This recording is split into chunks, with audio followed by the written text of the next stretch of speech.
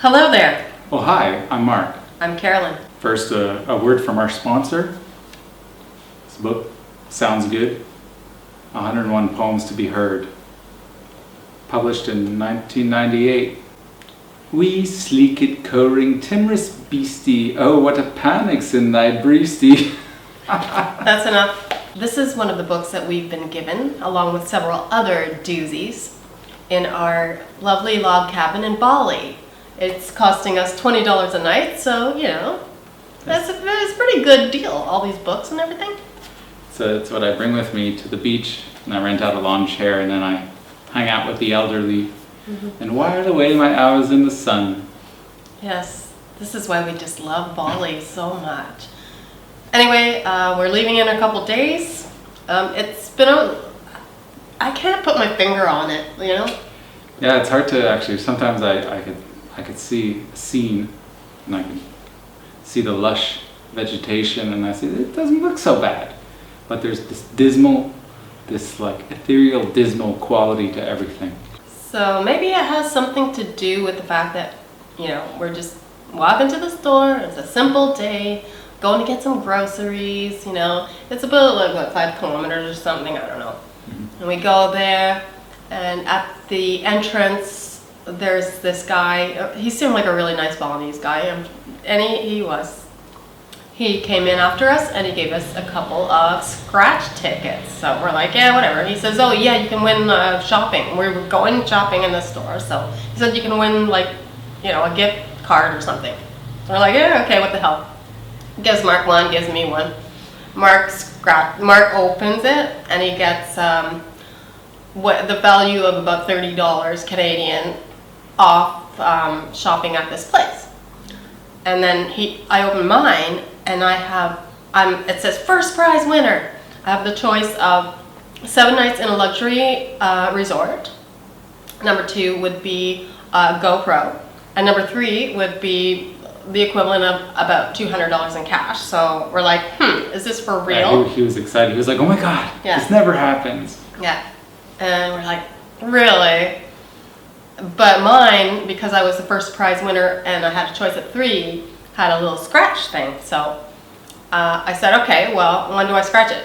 And I thought we'd just go to the grocery store, get some groceries, and that's when I'd scratch it, find out what I won. And he says, yeah, you have to scratch it in front of my boss. So he takes us over to this desk in the store, in the lobby, and I'm like, oh, okay. So waiting for his boss to come over, I said, oh, where is he? And he says, oh, actually, he's at this resort, and all we have to do is, I'm going to take you there. Don't worry, it's not going to cost you anything. I promise you, you're not going to pay for anything. Just come with me. I have a driver. We're going to go there, and if you go to this resort, look around and tell him how great it is, then I get $100. That's what he says to me. He seemed really sincere. And I said, so, and then we get our prize, and he's like, I guarantee 100% I am not lying. Balinese don't lie, that's what he said. So I thought, okay, well, what the hell? Let's just see if it's for real. So we get in the car, and we start driving, and after a couple of blocks, I said, where is it? Like, how far is it? Thinking I was like, after 10 minutes, I was like, man, where are we going? I thought it was just around the corner. Yeah. It's like, well, did I not say it's like half hour away? I said half hour away. He says, yeah, it's half hour to Jimbaran. And I'm like, Jimbaran? That's like another town. Like, what the hell? And Mark and I are looking at us, and we're like, oh. I was like, nice going, Carolyn. Yeah, but you could have said no at any time. You went along with it. Give me a break. So, but at this point, he's like, look, I get $100. You just go look around this resort. Tell them how great it is. And don't tell them you're backpackers. Because at this point, we had already told them we're backpackers. So don't tell them you're backpackers. Just tell them you're just here for 2 weeks, and then you're going to go back to your job. And we're like, yeah, all right. He says, I guarantee you'll get the prize. It's for real. Yeah, he was prepping us for our little charade. He was like, just when you take a tour for the villa, you just like, you go, oh wow, nice villa, nice resort. So he trained us well, and I was like, well, where are we going? What are we gonna do? Yeah. It's like, so you got to spend an hour touring the resort and everything, and you just give a good review. Oh, and but then wait. get your prize, and I get my prize. He didn't tell us we had to stay for, he says you have to stay for an hour. He told us that when he was dropping us off. I'm like, an hour? He says, yeah, if you don't stay for at least an hour, then nobody gets their prize. And he was like, and then my family gets to eat then, today, yeah, my and then family I'll gets have a to pizza eat. tonight. And I was like, Yeah, my wife will give me a kiss. This is great. I'm like, yeah. He says, I promise you, you're gonna get your prizes if you do this. And I'm like, okay, I'll believe it when I see it. So we go in. Now there's this big reception. We sit down at this desk, and we're talking to this lady. She's taking information, putting it on the computer, and then we wait. And this like American guy comes to get us. And this is when I'm thinking, oh shit. And then something was mentioned about a conference or something, or a presentation. So I'm thinking, okay, a bunch of us are gonna sit in an auditorium, we're gonna watch a bunch of slides, and it's gonna be boring as shit. The old timeshare scam, Yeah, right? I thought it was gonna be like that. So we sit down, and it's just us and him at a table, and there's all these other tables. And he's like, I promise you, this is not a timeshare. Which, really, it wasn't. It turned out it really wasn't, but it had the same kind of tactics. And so for 1 hour, he just went on and on, asking us questions, and it was very, like, Making cryptic. chit-chat. He was pretty Yeah. nice and friendly, making jokes, making personal conversations. But, I mean, we knew, we're just going along with this game now, telling him all these lies, like, yeah, you know, acting like we have money, just so this guy can get his $100, and so that I want to see when it led to our prize, if we really get it. So, I mean, at some point I was like, why are we even doing this? I want to run away. So after 1 hour, it was still going, and then he finally says, let's go take a look around these resorts. After like the most boring stuff, he was asking us and telling us. So we're going to look at these resorts, and let me tell you, they were nice. They were nice villas, and he's like, huh? Wouldn't you like this? If you could afford it? Like, if it's up your... I'm like, yeah, definitely. Yeah, for sure. Right? And then after that... We're like, well, like, how much? He was like, you can have access to the whole world. Yeah, just... That's what I'm here to give you, access to the world. Blah, blah, blah, like that. And then we sit down again. I thought it was over. We could just get out and tell him, give us the answer. So now he calls in for the final session. He calls his, I don't know, higher up or something. This is a real bulldog came down, and he went through the same kind of garbage and pressuring us. And then I said, look, just tell us how much you want from us, okay? And then he wouldn't tell us, and he kept going on And he was and like, on. in 10 years, Yeah. this is what you save, huh? Yeah. And we're like, I was 10 just like, years, okay. I said, just tell us how much it is, and he still wouldn't tell us, and it went on and on like that, and then finally, he writes it all down, like for 20 minutes writing figures down, and then at the bottom it says 25,500. Like 25,000. And I'm like, try not. So hard. Well, no, I tried not to react because I'm still pretending that it's no big deal. And I said, we're gonna have to think about it. He says, well, I have another plan for you. So he says, okay, how about this? 13,500. And we're like, that's more like it. and I said, no, I don't want to make a decision like this on the spot. And he says, well, then, you know, when you like go outside and talk about it. And I said, no, we want to go back to our hotel and talk about it. And he says, well, why can't you just decide right now? Is it too much? Do you think you have to pay it all at once? And I said, oh yeah, well, what are the payments? 1,300? 1,300 a month. So, you know, I'm acting like, no big deal, but I still have to think about it. So I said, we just don't make decisions like this. Yeah, I'm like, Yeah. So what the deal was for was you can go to resorts that are worth like $2,000 a week all around the world if you pay this lump sum, or you pay this amount of money. It's a membership card, and you can stay at the same resorts whenever you want for up to 10 years for around $200, $200 to $300 depending on the resort and the plan that you have. So it's a great deal if you're like that kind of person, I suppose. But it was the way he said, look, is it no or yes? Is it yes or no?